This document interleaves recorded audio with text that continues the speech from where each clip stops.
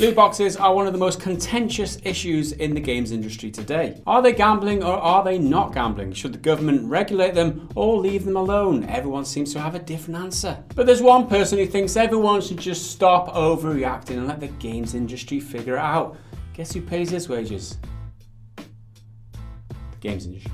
Speaking at the Nordic Game Conference, Entertainment Software Association President Mike Gallagher said loot boxes are one of the biggest challenges in the games industry today. In his talk, Gallagher told the audience the recent opposition to loot boxes from the gambling authorities in the Netherlands and Belgium shouldn't deter the industry from self-regulating. Gallagher said government regulation, quote, challenges our industry's freedom to innovate and impairs our ability to continuously test new business models which drive creativity and engagement with our audience. Gallagher then goes on to talk about loot boxes specifically and how they've come under intense scrutiny in recent months. Gallagher said those who seek to regulate loot boxes lack understanding and that similar models have existed in games for years. Gallagher also says would-be regulators look past the fact that loot boxes are completely optional and games with them can be played without the need to interact with those systems. Gallagher said, quote, most importantly, these in-game transactions are not gambling. Video games never take money from a player and leave them with nothing. They never do. Players always receive an in-game feature that aids in customizing their experience.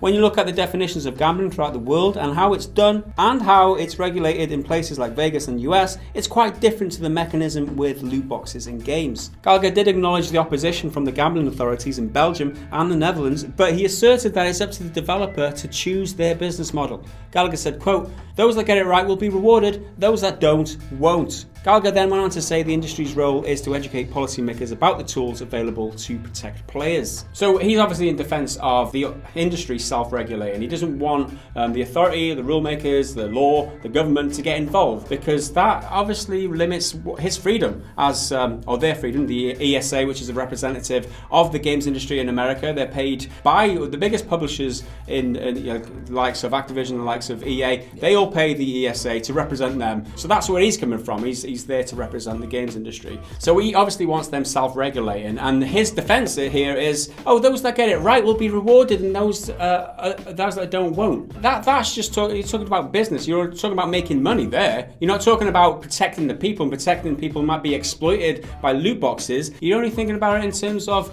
making money and the business side of things. That's just a bad argument. Because he is obviously so closely related to the rewards that like gambling, or not gambling as he says, brings, you can't really listen to him. He's not a very unbiased opinion in this whole discussion. He's the guy who's going to really benefit from the government stepping out. That's like Pablo Escobar saying, Colombian authorities shouldn't look at me because that'll stop things being creative and stuff.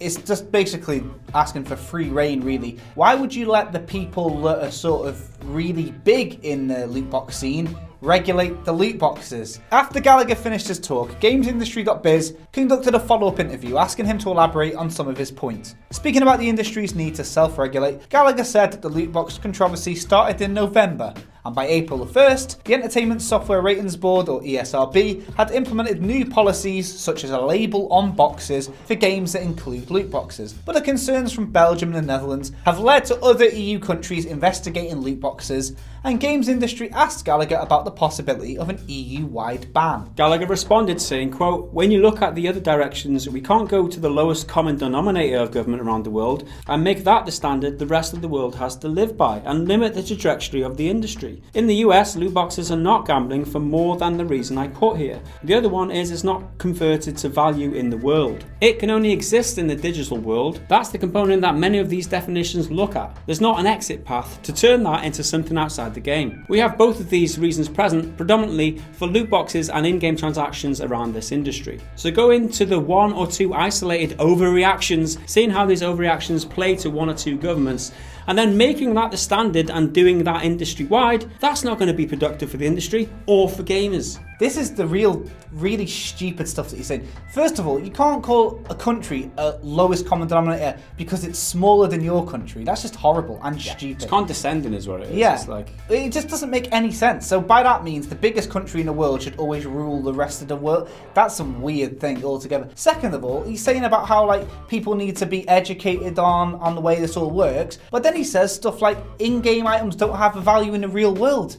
Have you not seen like eBay or Steam Marketplace? People are selling like PUBG jackets for thousands. Of course they've got value in the real world. Rare items sell for real money. People are buying and selling and trading all the time. And as for the gambling side of things, and I've said it all along, that it doesn't matter whether it's gambling or not. It matters whether people are being affected by what's happening in games like the loot boxes, whether people are being preyed upon, whether people are learning how to gamble in games, whether kids are being exposed to gambling mechanics in games, and whether this is exploitative in the way that it tries to milk people of their money. All these issues are there whether this is classed as gambling or not, and this is something that he completely uses this it's not gambling argument to sweep by and not address. And the main point from this is that he's obviously representing the organisation that he works for and the people who pays the bills of that organisation, people who fund that organisation. They don't care about the welfare of the people or the gamers that play their games. All they care about is the money. This is business. At the end of the day, he's a businessman talking business speak. He doesn't give a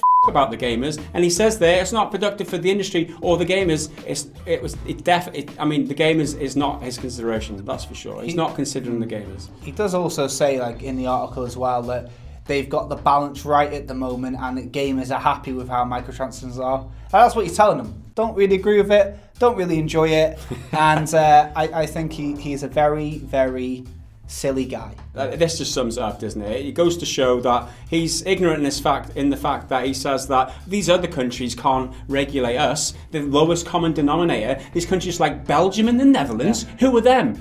Belgium? Yeah, fair. I mean, this guy is condescending and arrogant, and he's representing the industry, the ESA, the gaming industry in the US, representing gamers. He's saying, nah man, that's not true.